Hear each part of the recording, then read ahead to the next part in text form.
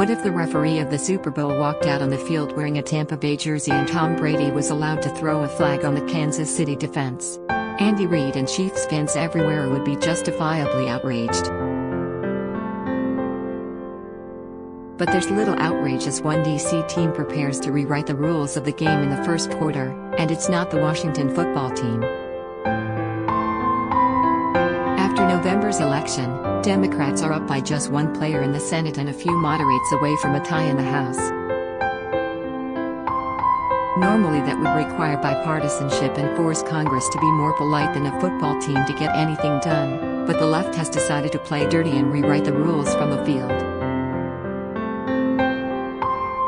Their first try was the nuclear option to remove the legislative filibuster, a 200-year-old Senate procedure which effectively requires 60 votes to pass any major legislation.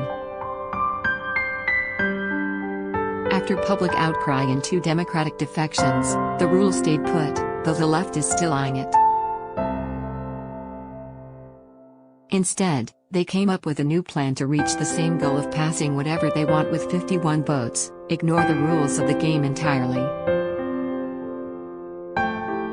The left hopes to do this through the budget reconciliation process, which allows the Senate to alter budget, tax and spending levels with a simple majority vote, avoiding a filibuster. But there are limits. Senator Robert Byrd saw the potential for abusing reconciliation early on, and the Senate passed the Byrd Rule in 1985. The Byrd Rule prevents senators from using reconciliation as a vehicle for extraneous policies or ones that increase long-term deficits. Items like tax cuts are eligible, but not immigration measures, for example. Since partisan, harmful items like the Green New Deal, Medicare for all and a $15 minimum wage are extraneous, they can't be passed with 51 votes through reconciliation. That's why the left is preparing to simply bypass the Byrd Rule. Senator Bernie Sanders, staff director for the Budget Committee, has written that the vice president can simply ignore the Byrd Rule to pass Medicare for all with 51 votes. That's like a head coach reversing a penalty himself. After changing the rules of the Senate to get a legislative first down, the left wing in both houses will try to rewrite the whole rulebook by changing election laws to favor their own team. H.R. 1, the misleadingly titled For the People Act, would assert federal control over state elections, destroy state voter ID laws and violate the Constitution by taking away states' abilities to draw congressional districts and bar felons from voting. Similarly, the John Lewis Voting Rights Act would favor Democrats in the elections by requiring certain jurisdictions, mostly Republican, to obtain clearance from the Department of Justice for any redistricting, a demand other districts aren't subject to. This would preserve unfair electoral maps, using civil rights and minority communities as a pretext to keep power for decades. If throwing out the rules of the Senate and state election systems wasn't enough, the left is already working to expand their voting base for 2024 and beyond.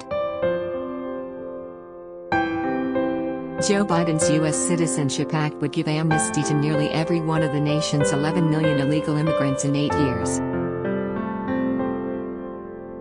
One feature of the bill has received less attention: it would give over 1 million illegal immigrants the right to vote by the 2024 election. Recipients of Temporary Protected Status, TPS, and Deferred Action for Childhood Arrivals, DACA, as well as farm workers, would be eligible for green cards immediately and for citizenship in 3 years. That means an expanded voter pool, which Democrats believe would largely vote for them. After 8 years, the left could expand their voting margin by millions. It's a cynical ploy to gain political power under the pretense of open-mindedness. After changing the rules of Congress to favor their party and rigging the electoral map, the left will work to pass their policies quickly, with no Republican votes, and with little electoral consequence. They know Americans don't want to defund the police, kill the nation's energy industry, or open the border, and they know they couldn't pass these radical policies on a level playing field. But with a razor-thin majority, they are working to rewrite the rules of the game. The future hasn't been written, of course. That's why it's now up to Americans to pay close attention to the next 100 days in Congress and fight back against unfair power grabs from the left. Otherwise, if they get their way, it may be too late.